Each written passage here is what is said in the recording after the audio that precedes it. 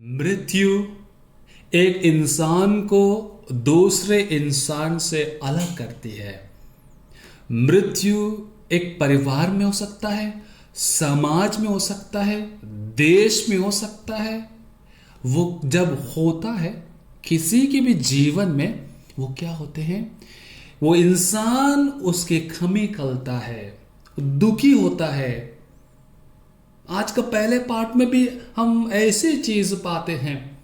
सारा जब 127 वर्ष की उम्र हो जाती है, वो प्रभु की प्यारी हो जाती है।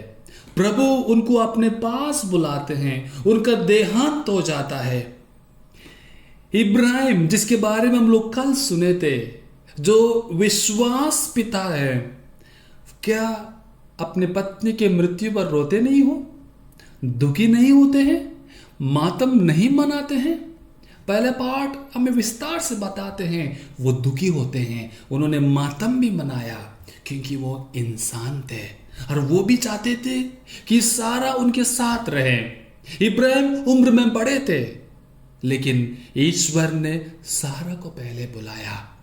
जी हाँ मेरे प्यारे विश्वासियों, मृत्यु से क्या होता है, एक चीज हम महसूस करते हैं कि इंसान हमसे दूर हो जाते हैं शारीरिक रूप में, लेकिन आध्यात्मिक रूप में, आत्मस्वरूप, वो इंसान हमारे साथ होते हैं।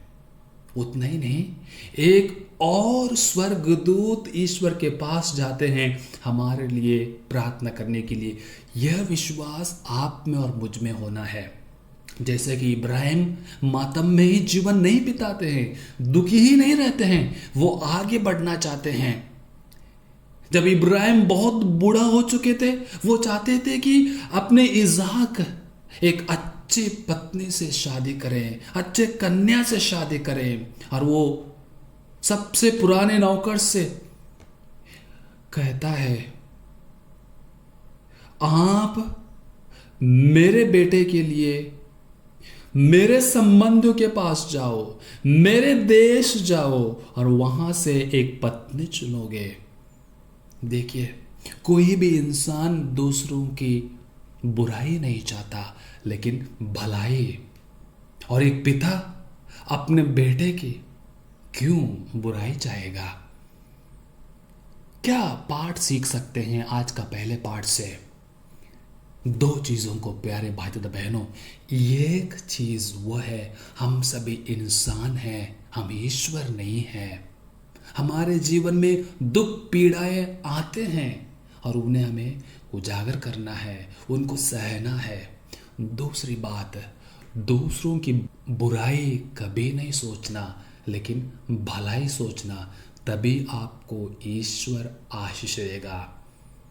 और आज के सुसमाचार में देखिएगा, प्रभु यीशु मसीह अच्छा उदाहरण है उस भलाई का, अच्छाई का एक अच्छा उदाहरण है। वो पापियों के घर में, नाकेदारों के घर में, जो उस समय समाज के जो नीच के इंसान थे, गिरे हुए इंसान थे, पापियों के पास कोई जाते नहीं थे, नाकेदारों के पास नहीं जाते थे, लेकिन उनके बीच में जाते हैं, उनके साथ बैठते हैं, भोजन करते हैं, उनका पाप क्षमा करते हैं। और फारिसी लोग प्रश्न उठाते हैं, यदि वो ईश्वर का पुत्र है, वो ऐसे कैसे कर सकते हैं? प्रभु यीशु मसीह सब कुछ जानते हैं और कहते हैं, जो अच्छा है, जो चंगा व्यक्ति है, उसको वैद्य की जरूरत नहीं। इसका तात्पर्य क्या है? इसका अर्थ क्या है? अर्थ यही प्यारे भाई तथा बहनों, जो इंसान आध्यात्मिक रूप में अच्छा है, उसको ईश्वर की क्या जरूरत है? ईश्वर की जरूरत उसी को है जो पापी है, जो अपने जीवन में कमी महसूस करता है। लेकिन एक बात यह जरूर मन में रखिएगा, आध्यात्मिक रूप में भी जो अच्छा इंसान है, प्रभु के करीब है, उन्होंने भी गलती किया है। आज का पाठ में हम लोग सुन सकते हैं, देख सकते हैं। क्या गलती? उन्होंने दूसरों की बुराई की, दूसरों की भलाई नहीं की, दूसरों की बुराई की। यदि वो ईश्वर के करीब थे, यदि वो ईश्वर में लीन थे, जब प्रभु यीशु मसीह पापियों के साथ बैठे थे, वो आनंद मनाते, खुशी मनाते, ये सोचते हुए कि प्रभु और लोगों को उनके पास बुला रहे हैं। मेरा तात्पर्य क्या है? जब मैं एक इंसान पाप में देखता हूं, क्या सोचता हूं? जब मैं अपने आप को एक भला इंसान सोचता हूं, तो दूसरों के बारे में मेरा क्या तात्पर्य है? दूसरों के विषय में मैं क्या सोचता हूं? यह प्रश्न आपके लिए मनन चिंतन के लिए।